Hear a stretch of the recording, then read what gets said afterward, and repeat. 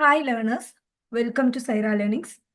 ഇന്നത്തെ വീഡിയോയിൽ നമ്മൾ നോക്കുന്നത് ക്യാഷെ മെമ്മറിയും അതുപോലെ തന്നെ വേരിയസ് മാപ്പിംഗ് ടെക്നിക്സ് ഏതൊക്കെയാണ് എന്നുള്ളതാണ്.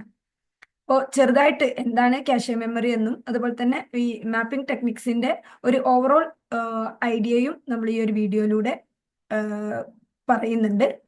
സോ എന്താണ് ക്യാഷെ മെമ്മറി എന്ന് പറഞ്ഞിട്ടുണ്ടെങ്കിൽ നമുക്കറിയാം മെയിൻ മെമ്മറിക്കും അതുപോലെ തന്നെ സി പി യുവിനും ഇടയിലായിട്ട് അവർക്കിടയിൽ വലിയൊരു സ്പീഡ് മിസ്മാച്ച് ഉണ്ട്.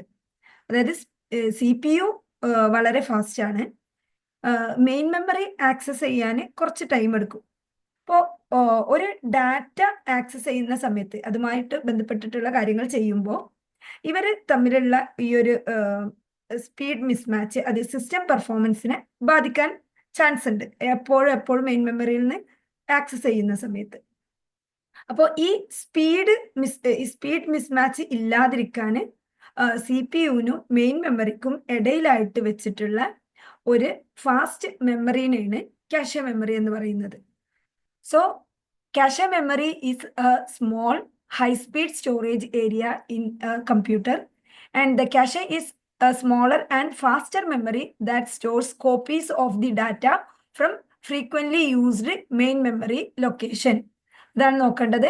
അതായത് മെയിൻ മെമ്മറീനെ എപ്പോഴും ആക്സസ് ചെയ്യുന്ന സമയത്ത് അത് ആക്സസ് ചെയ്യാൻ ടൈം എടുക്കുന്നു എന്നുള്ളത് കൊണ്ട് തന്നെ ഈ മെയിൻ മെമ്മറിയിലെ ഡാറ്റയുടെ ഒരു കോപ്പി ഏതിൽ സ്റ്റോർ ചെയ്യുന്നുണ്ടാവും? ക്യാഷെ മെമ്മറിയിൽ സ്റ്റോർ ചെയ്യുന്നുണ്ടാവും. പക്ഷെ മെയിൻ മെമ്മറിയും ക്യാഷെ മെമ്മറിയും കൂടി അതിന്റെ സൈസിൽ കമ്പയർ ചെയ്യുമ്പോൾ ക്യാഷെ മെമ്മറി വളരെ ചെറുതാണ്.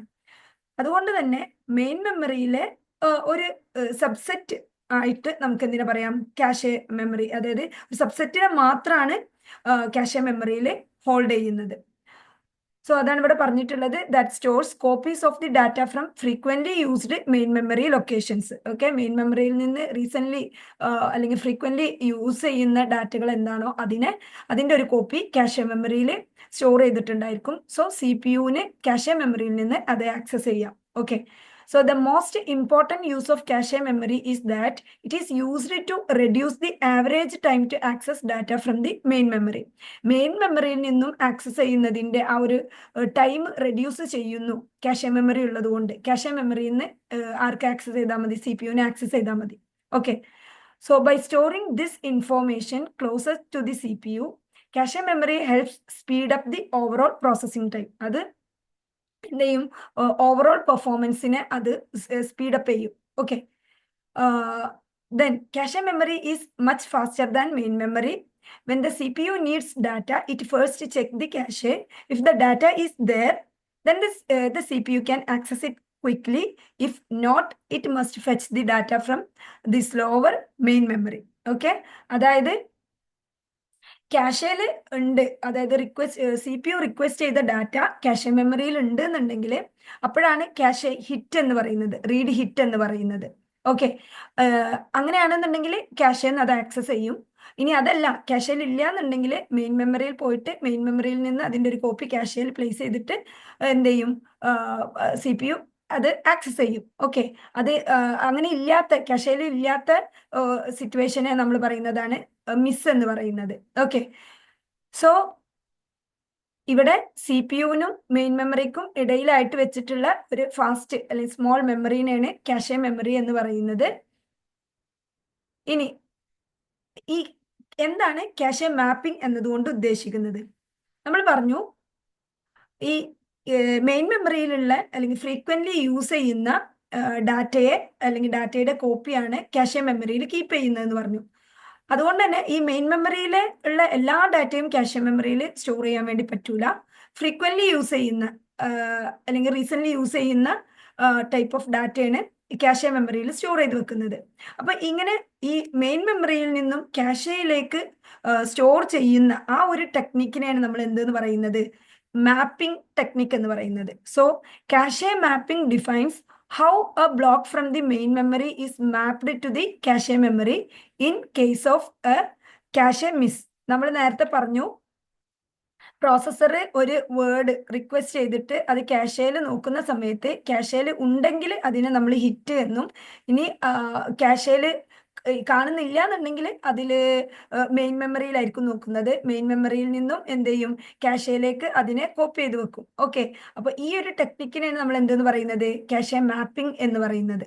ഓക്കെ, ഈ ക്യാഷെ മെമ്മറിയിൽ ഇല്ലാത്ത ആ ഒരു സിറ്റുവേഷനെ നമ്മൾ പറയുന്നതാണ് ക്യാഷെ മിസ് എന്ന് പറയുന്നത്. Okay, so cache mapping is a technique by which the contents of the main memory are brought into the cache memory. എങ്ങനെയാണ് മെയിൻ മെമ്മറിയിൽ നിന്നും ക്യാഷെ മെമ്മറിയിലേക്ക് ഈ ഒരു വേർഡ് അല്ലെങ്കിൽ ഡാറ്റ അതിനെ മാപ്പ് ചെയ്യുന്നത്, അതാണ് മാപ്പിംഗ് എന്ന ആ ഒരു ടേമിനെ കൊണ്ട്, ക്യാഷെ മാപ്പിംഗ് എന്നതുകൊണ്ട് ഉദ്ദേശിക്കുന്നത്. ഇനി പ്രധാനമായിട്ടും എത്ര മാപ്പിംഗ് ടെക്നിക്സ് ആണ് ക്യാഷെ മെമ്മറിന്റെ കേസിൽ വരുന്നത്? 3 തരത്തിലുള്ള മാപ്പിംഗ് ടെക്നിക്കാണ് വരുന്നത്. അതിലൊരെണ്ണാണ് direct mapping and associative mapping, set associative mapping. Okay, ഇങ്ങനെ 3 മാപ്പിംഗ് ടെക്നിക്കുകളാണ്. അപ്പോൾ നമുക്ക് നെറ്റ് എക്സാമിനൊക്കെ വളരെ ഇമ്പോർട്ടൻ്റ് ആയിട്ട് ഉള്ള ഒരു ഏരിയ തന്നെയാണ് ഈ ക്യാഷെ മെമ്മറിയും അതുപോലെ തന്നെ അതിൻ്റെ മാപ്പിംഗ് ടെക്നിക്ക് എന്ന് പറയുന്നതും.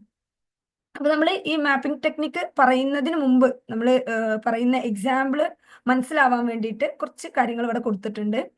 അപ്പൊ നമ്മൾ ഈ ഒരു മാപ്പിംഗ് ടെക്നിക്ക് നടക്കുന്നതിന് മുമ്പ് എന്തായാലും മെയിൻ മെമ്മറിയെയും അതുപോലെ തന്നെ ക്യാഷെ മെമ്മറിയെയും ഈക്വൽ സൈസ് ഓഫ് ബ്ലോക്സ് ആക്കിയിട്ട് പാർട്ടീഷൻ ചെയ്യുന്നുണ്ട്. ഓക്കെ, ഇനി ഇവിടെ സപ്പോസ് മെയിൻ മെമ്മറിന്റെ സൈസ്, ഇത് മെയിൻ മെമ്മറിന്റെ സൈസ് 64K ആണ്. 64K ആണ് ഞാനിവിടെ എക്സാമ്പിൾ ആയിട്ട് പറയുന്നത്. ഓക്കെ, സോ അതിനെ നമ്മൾ 60 വേർഡ്സ് ആയിട്ടാണ് ഡിവൈഡ് ചെയ്യുന്നത്.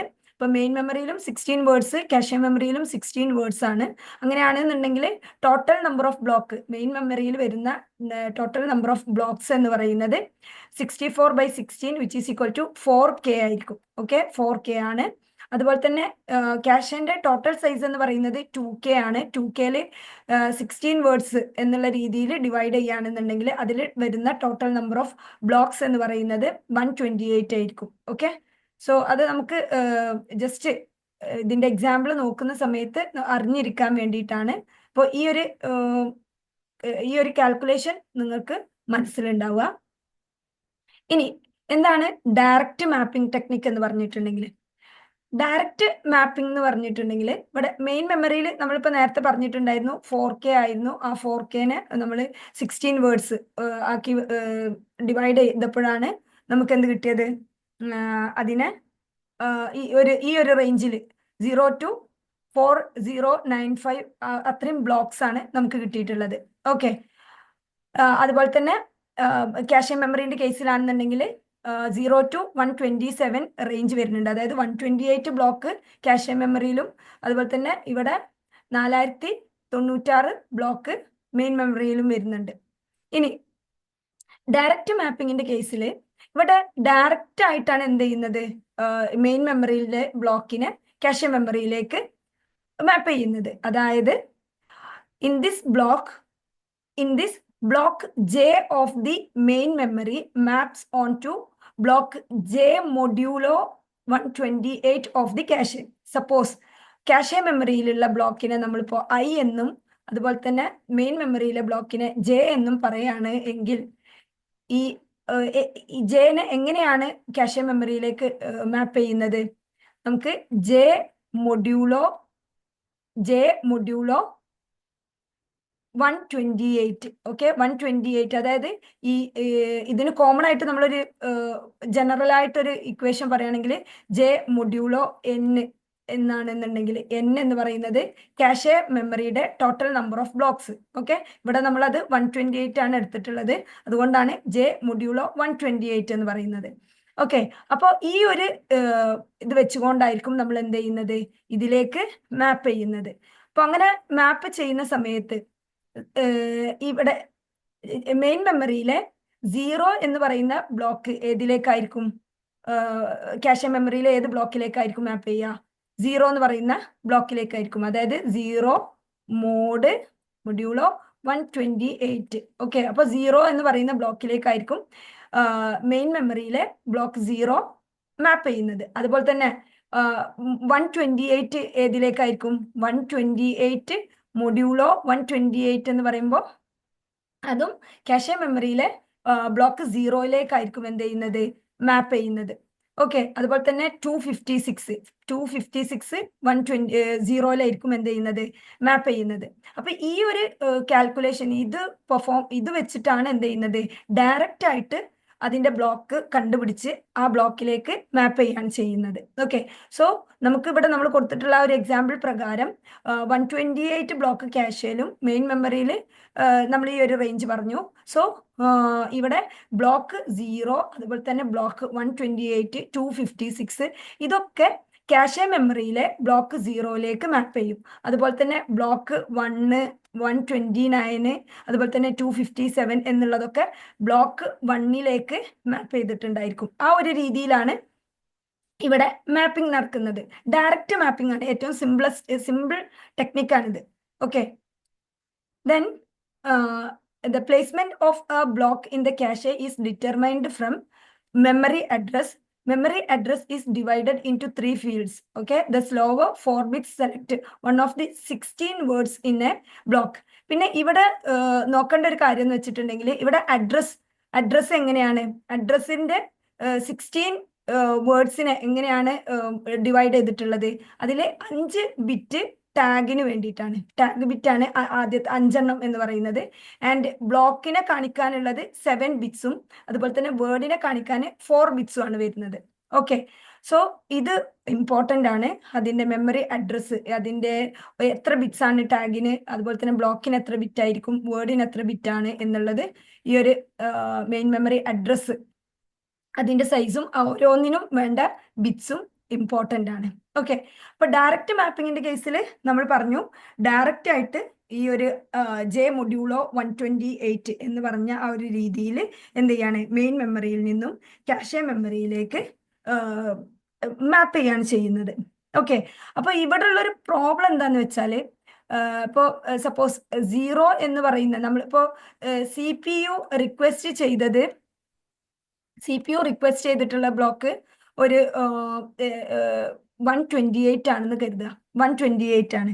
ഓക്കെ. പക്ഷെ 0 എന്ന് പറയുന്ന ബ്ലോക്കിൽ ഏത് വരാം, 0 വരാം, 128 വരാം, 256 വരാം. ഓക്കെ. അങ്ങനെ ഏതും വരാം. അപ്പോൾ അവിടെയാണ് ഈ ടാഗ് ബിറ്റിന്റെ ഇമ്പോർട്ടൻസ് വരുന്നത്. ഓക്കെ. ഈ ടാഗ് ബിറ്റ് നോക്കിയിട്ടാണ് ഈ ബ്ലോക്കിൽ ഇപ്പോൾ കറന്റ് ഏത് ബ്ലോക്കാണ്, അത് 0 ആണോ, 128 ആണോ, 256 ആണോ എന്നുള്ളത് ഐഡന്റിഫൈ ചെയ്യാൻ പറ്റുന്നത് ഇതിലെ ടാഗ് ബിറ്റ് നോക്കിയിട്ടാണ്. ഓക്കെ.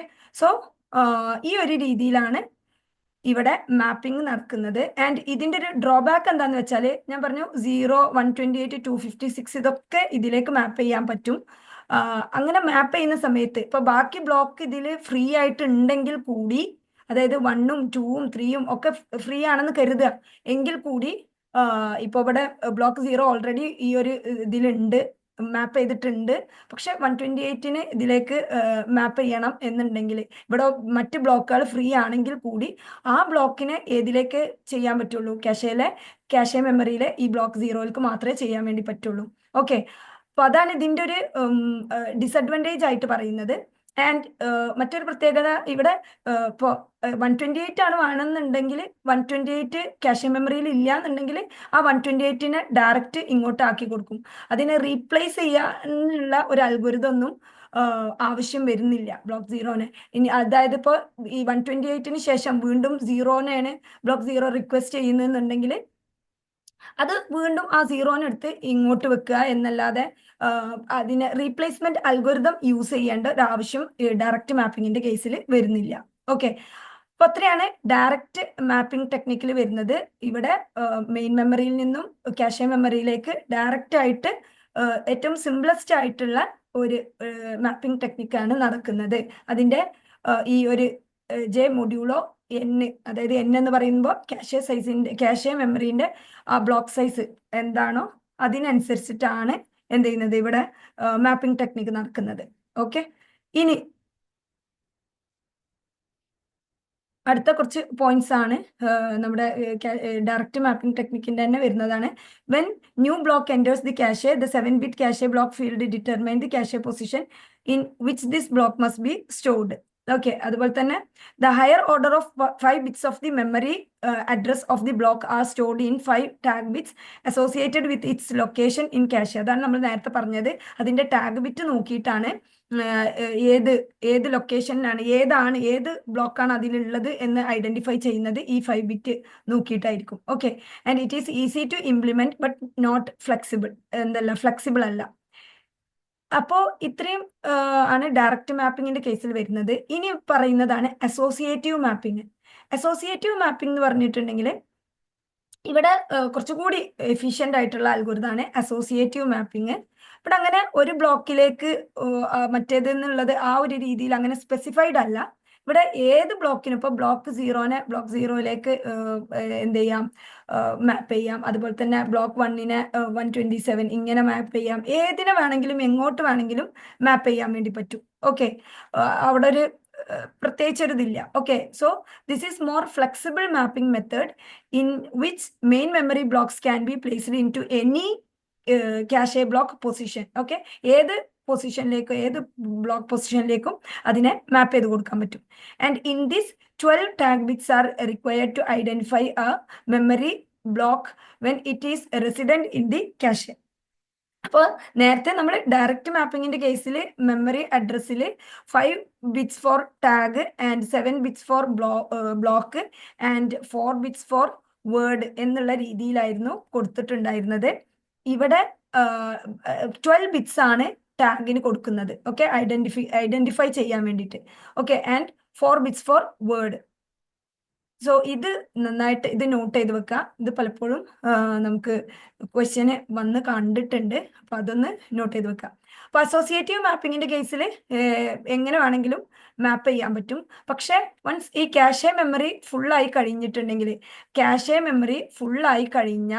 അപ്പൊ നമ്മൾ എന്ത് ചെയ്യണം, പേജ് റീപ്ലേസ്മെന്റ് അൽഗോരിതംസ് യൂസ് ചെയ്തുകൊണ്ട് കുറച്ച് തിരിച്ച് ഈ മെയിൻ മെമ്മറിയിൽ തന്നെ എന്ത് ചെയ്യേണ്ടി വരും, ഡിഅലോക്കേറ്റ് ചെയ്ത് കൊടുക്കേണ്ടി വരും. ഓക്കെ, അപ്പൊ ഇവിടെ നമുക്ക് അതിന് ഒരു പേജ് റീപ്ലേസ്മെന്റ് അൽഗോരിതം ആവശ്യമാണ്. പേജ് റീപ്ലേസ്മെന്റ് അൽഗോരിതം എന്ന് പറയുമ്പോൾ നമുക്കറിയാം, ഫസ്റ്റ് സെർവ് ആവാം, അല്ലെങ്കിൽ റീസെന്റ് യൂസ്ഡ് ആവാം, മോസ്റ്റ് റീസെന്റ് യൂസ്ഡ് ആവാം. ഏത് അൽഗോരിതം ആയാലും കുഴപ്പമില്ല.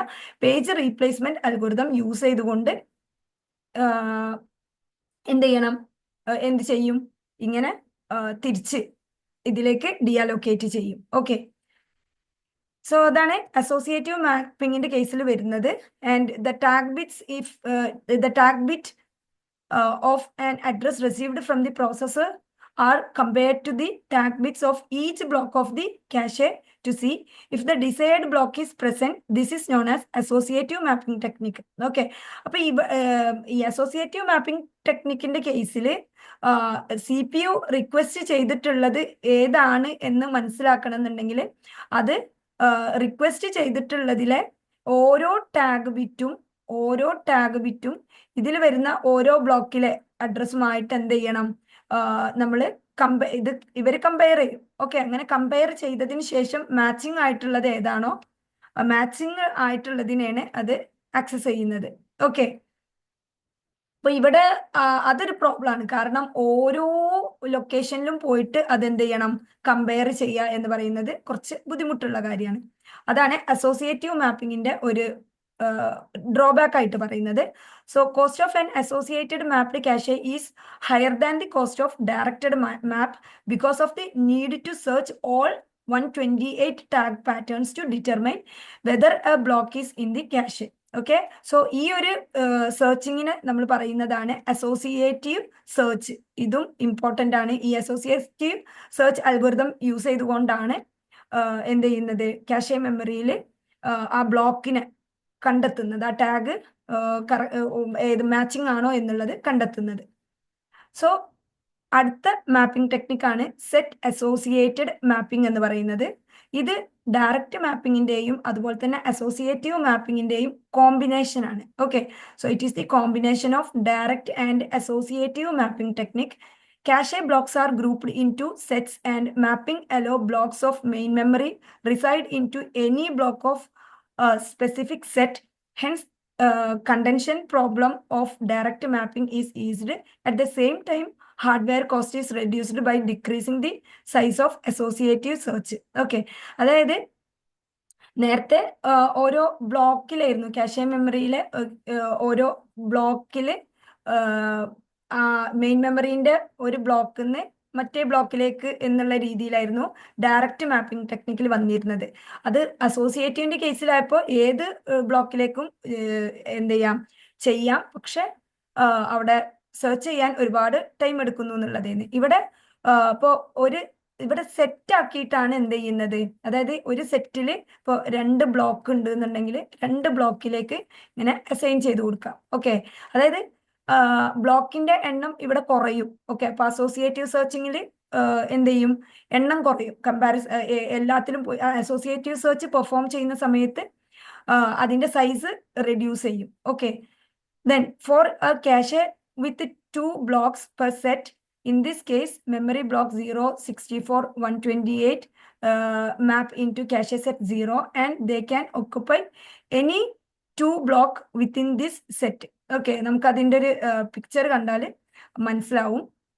ഓക്കെ, ഇവിടെ എന്താ ചെയ്തിട്ടുള്ളത്, ഒരു സെറ്റില് ഇപ്പോൾ 2 ബ്ലോക്ക് ആക്കിയിട്ടാണ് വെച്ചിട്ടുള്ളത്. അപ്പോൾ ആ രീതിയിൽ ഒരു സെറ്റിലേക്ക് എന്ത് ചെയ്യാം, അതിൽ വരുന്ന ബ്ലോക്സിലേക്ക് മാപ്പ് ചെയ്ത് കൊടുത്താൽ മതി. അങ്ങനെയാണെന്നുണ്ടെങ്കിൽ അവിടെ സെർച്ചിങ്ങും കുറവായിരിക്കും.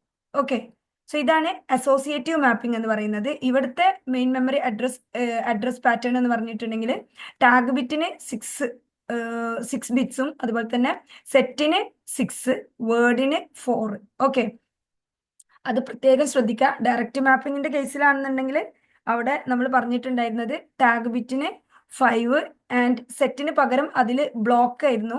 ബ്ലോക്കിന് നമ്മൾ 7ഉം അതുപോലെ തന്നെ വേർഡിന് 4ഉം ആയിരുന്നു. ദെൻ പിന്നെ അസോസിയേറ്റീവ് മാപ്പിങ്ങിന്റെ കേസിലാണെന്നുണ്ടെങ്കിൽ അത് 12 ബിറ്റ്സ് ഫോർ ടാഗും അതുപോലെ തന്നെ 4 ബിറ്റ്സ് ഫോർ വേർഡും ആയിരുന്നു ഉണ്ടായിരുന്നത്. ഇവിടെ അസോസിയേറ്റീവ് മാപ്പിങ്ങിന്റെ കേസിൽ 6 for tag and 6 for set and 4 for word, ഈ ഒരു രീതിയിലാണ് വരുന്നത്. ഓക്കെ, അപ്പൊ ഇത്രയാണ് ഓരോ ടെക്നിക്കും, ഡയറക്റ്റ് മാപ്പിംഗ് ടെക്നിക്ക് അതുപോലെ തന്നെ associative mapping technique, set associative mapping ടെക്നിക്കിന്റെ കേസിൽ നമ്മൾ ജസ്റ്റ് അതിൻ്റെ ഒരു ഓവറോൾ ഐഡിയ മാത്രമാണ് തന്നിട്ടുള്ളത്.